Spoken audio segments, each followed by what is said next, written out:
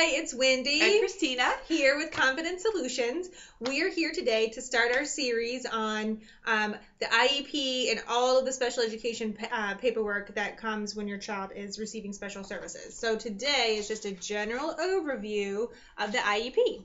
And we will do subsequent videos after this about specific pieces of the IEP in detail. Yes, so if you have questions as we go through the IEP, make sure you comment below so that we can address those. The first thing we want to let you know is that the IEP is also called, let's see if we can get it, the Deck 4. So if you hear someone refer to a Deck 4 or an IEP, Individualized Education Plan, those are all the same things. Mm-hmm. The first thing that it'll start off with is the date. So it should be the date of your meeting until 1 year minus today. So, or minus the date of your meeting. And then it'll list your child's name, the date of birth, the school, and the grade. And it'll also add the primary area of eligibility. And there are 14 areas of eligibility in North Carolina, and we have a post about that on our website. If you go to confidentsolutions.wordpress.com, you can click on, you can do a search to find it, or if you click down at the bottom on the right, you can click August, and that's an old post from August. Right. And please know that we are so new to these videos and new to using the camera on my computer, so it seems like it's going a little wonky and we get a little giggly about that. Yeah. So just be patient with us. Okay, the first thing that they're going to talk about is your student's profile. So they're going to talk about your child's strengths, and this is a really great place for you to step forward and assert yourself as a member of your child's team. So if they have strengths that you know about that they haven't listed, definitely put those in. Kind, compassionate, sweet, great at tennis, loves pets, any of those things, anything that you know about your child. Yes, absolutely. You are part of your child's team for these meetings, your specialized meetings. So please be sure to put your own thoughts in about your child. It's important. It's very important. Next, they will summarize any assessment data. So any previous testing that your child had, any EOG scores, report card scores. It could be MAP scores. It could be M-class, their reading level, the latest math assessment that your school has performed. If your child, if this is a yearly, then how your child was doing on their previous IEP goals. Any kind of data. So this is the first page. And it might look a little bit different. Bigger counties use Easy IEP. This one is off of CCAS. I know DPI is going to be changing that soon. But if you ever want a blank form of any of the forms, you can go to North Carolina DPI's website and you can click on Exceptional Children, and it will come up for forms, and you can click there, and there will be a list of blank forms that you can see. Exactly.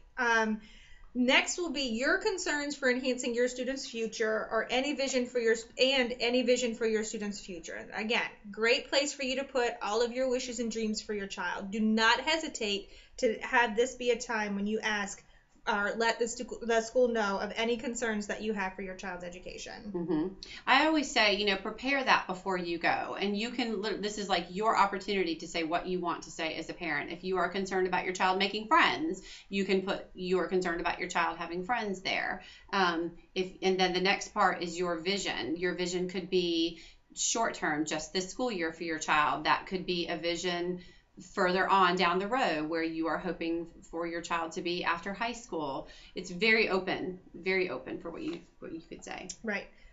Next is considerations of transition. So if you are changing schools or moving, or you have a new baby on the way, any transition that could be happening in your child's life is documented right there. And they'll typically also put a little sentence about how it's going to affect them educationally. And then the next box, it's a yes or no box. It's if your child is going to be 14 during the time of the IEP that you're working on, then they will be invited to the meeting. If your child is 14 or older, then he or she is invited to attend their own meeting and can speak on their behalf as well.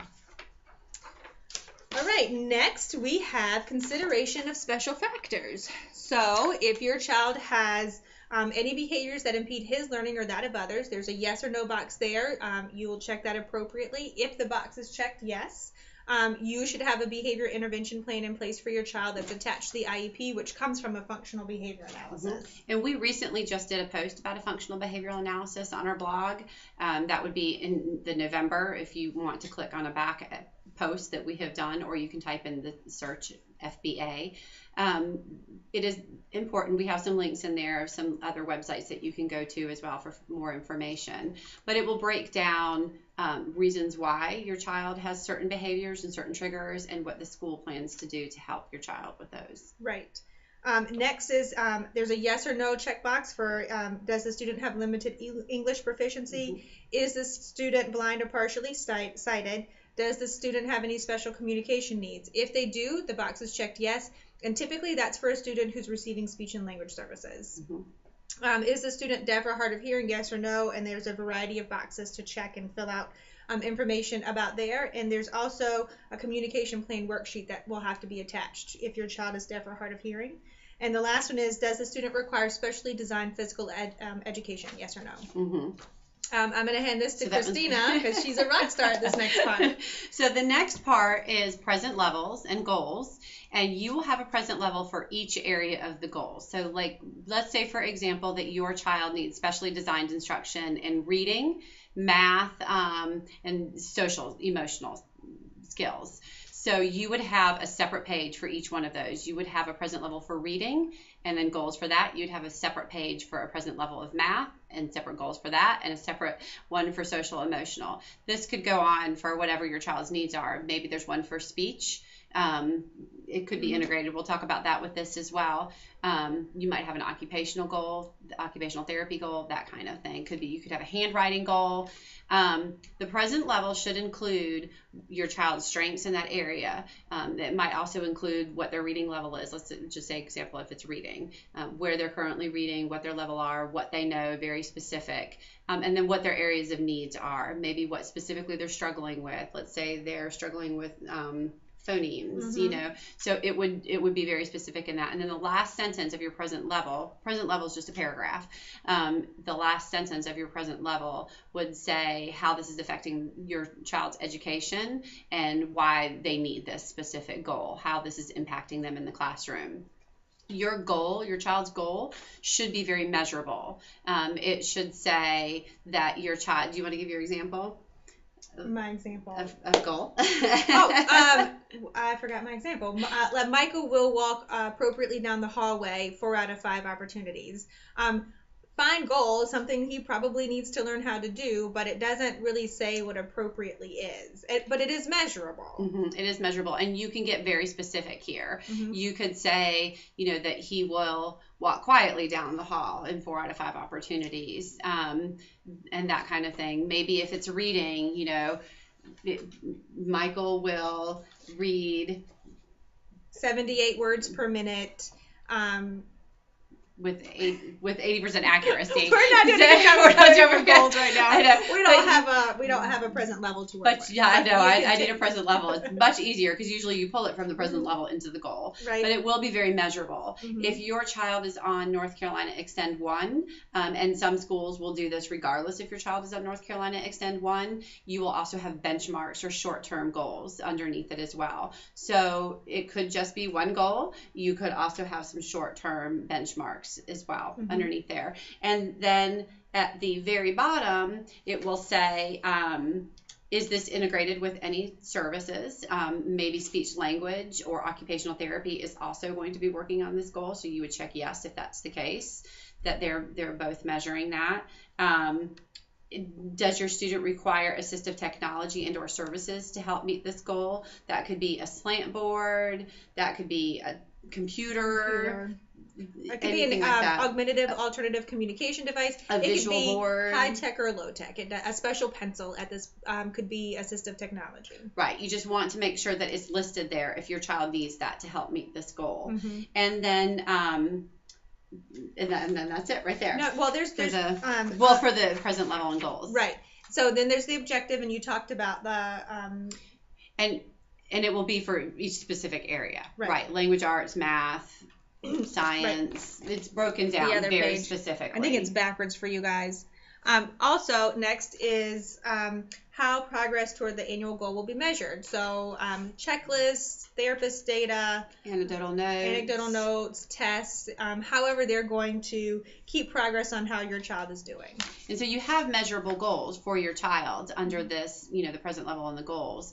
But how are they going to track that? How are they going to collect data for that? And you can ask it will be documented, but you can even ask, can we have a meeting every 6 or 8 months and just touch base?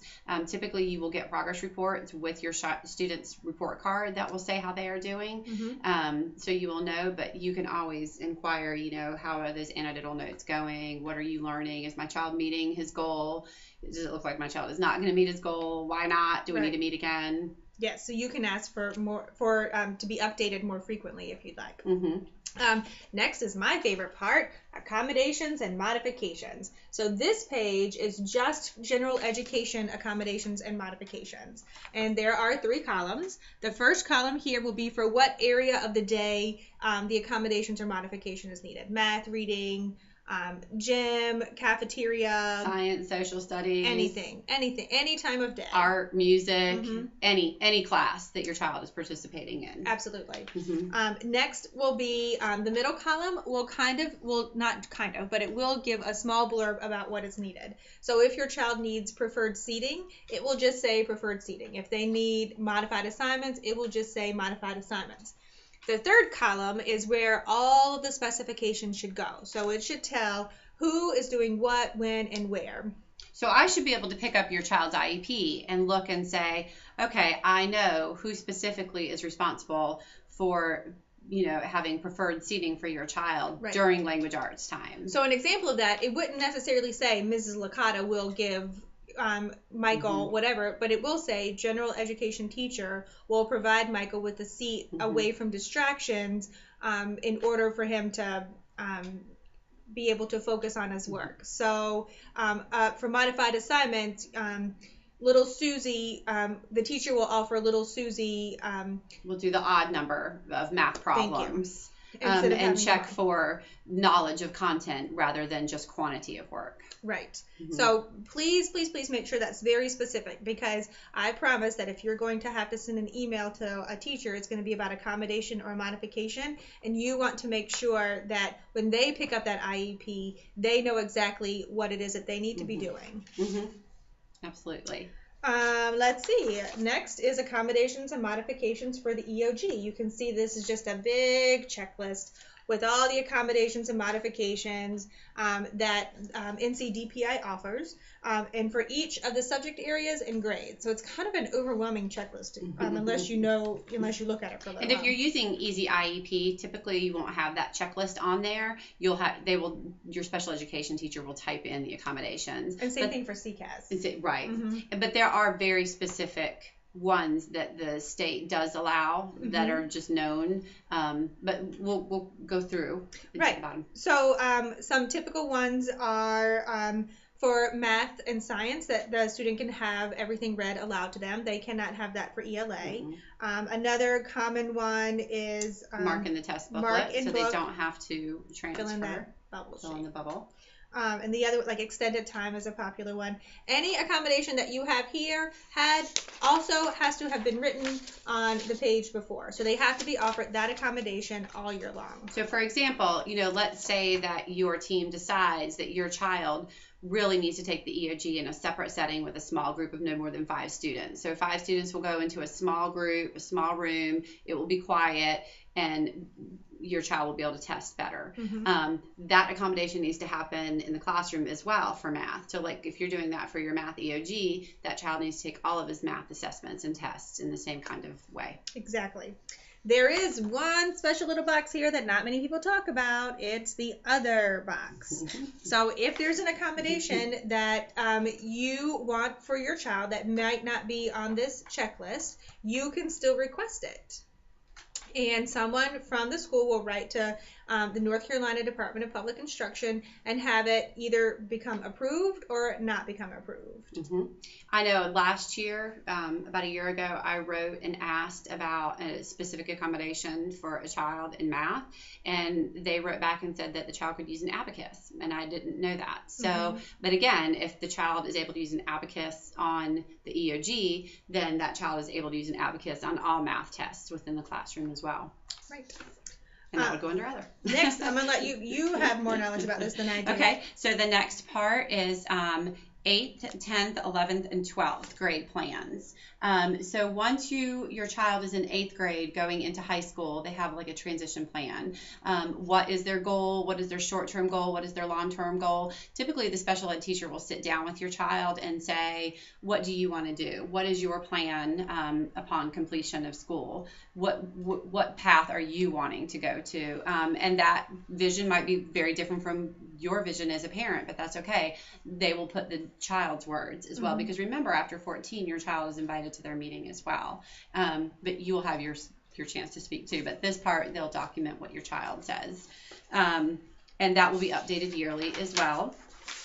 And then the next part is assessments.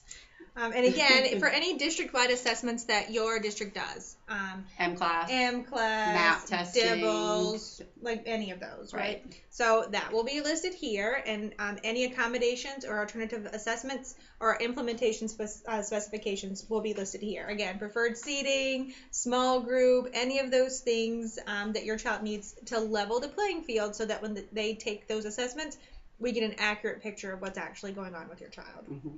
I will tell you that a lot of these tests allow certain accommodations and don't allow others, and there's really nothing your district can do about that. So if they're not allowed to read it, then we don't get read aloud for that test. Right. And that's like the English for EOGs. You're not allowed to read the passage for the student. Right.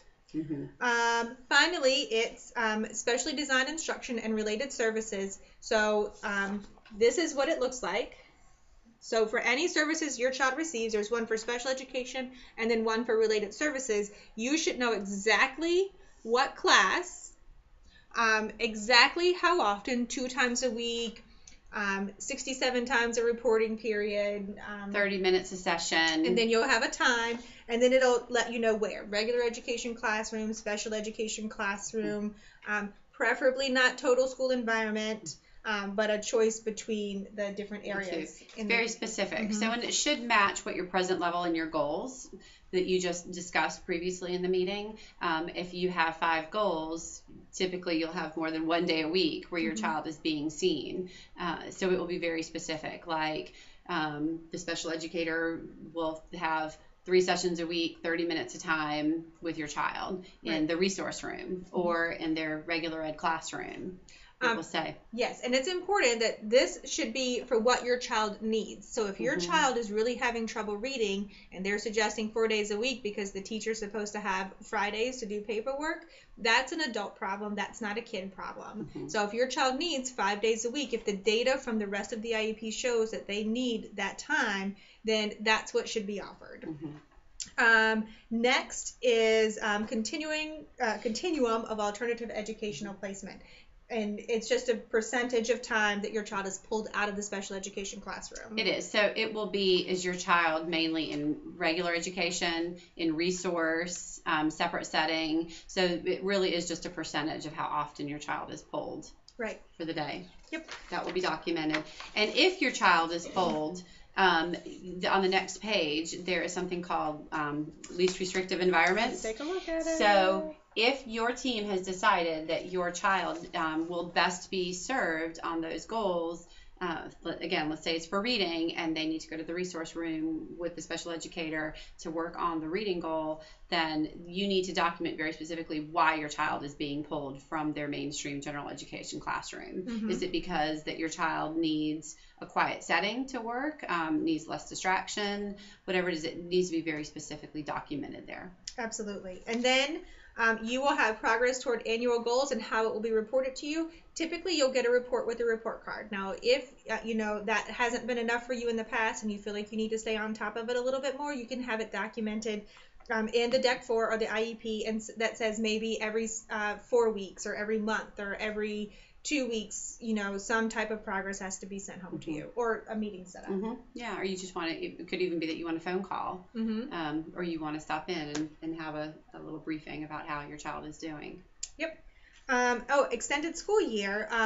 Extended school year, which is something we'll do a separate post on later. It is not summer school. That's the only thing I'm going to say about that right now, but it's called ESY. And there are 3 choices: is eligible, is not eligible, and then eligibility will be determined by, and there's a line for a date. So, because data has to be collected. So that should be discussed at every IEP meeting. And then everybody signs it. There should be an LEA representative, which is someone who knows a little bit about special education law, the school's budget, and the school's policies and procedures, and what classes the district has to offer. Typically, it's an administrator. Special education teacher, regular education teacher, and the parent are the people who are mandatory to be there for the entire meeting. Other people who could come, related service personnel might be there, the school psychologist might be there, anybody that you want to bring would be there. And then there's a date that says when they gave it to you. And then with every paperwork, with every meeting, you will get something with, this is a Deck 4, which is an IEP, an individualized education plan. You will get something called a Deck 5. We will do a separate video on that because there's enough information to cover in its own unit as well. But we do have a post about that on our website as well if you want to type it. It's one of the August posts. It's an older post if you want to click on that link down at the bottom in search on our website. But it's very important. Everything that you talk about will be documented. If you have decided that your child's going to have 4 days a week, that will go in there as well. There will be a statement of how the school is providing FAPE, free and appropriate public education, will be on there as well. And then you should also be offered a parent handbook. It will look something like this. I have a copy here. Parents' Rights and Responsibilities. You should get a copy of that, and this will have all of your rights and your child's rights under the law. I printed this copy off on DPI's website. Again, if you just go and just search and put the search engine about you want the handbook for parents' rights, you'll be able to pull up a copy. If you cannot find one, we actually do have a link on our website. I think it's under frequently asked questions. So our website is confidentsolutions.wordpress.com. And you can find a link to this if you've never been offered one before, or if you just need an updated copy, because this one is an updated copy I noticed this year. So please let us know if you have any questions or comments. Comment below. You can send us a private email if you don't want to comment below, confidentsolutions7@gmail.com. If you have an idea of a video that you would like to see about specific paperwork, send us a note or comment below, and we'll make sure that we get that out there as well. Right. Check out our Facebook page, Confident Solutions. And we are also on Instagram, where we post some inspirational photos that we have posted, and some students' artwork as well. Oh, and we're on Twitter, so check us out anywhere. So we will see you soon. We will go more into depth for each area of this IEP in later YouTube videos. So thanks. And thank you for joining us. Bye. Bye.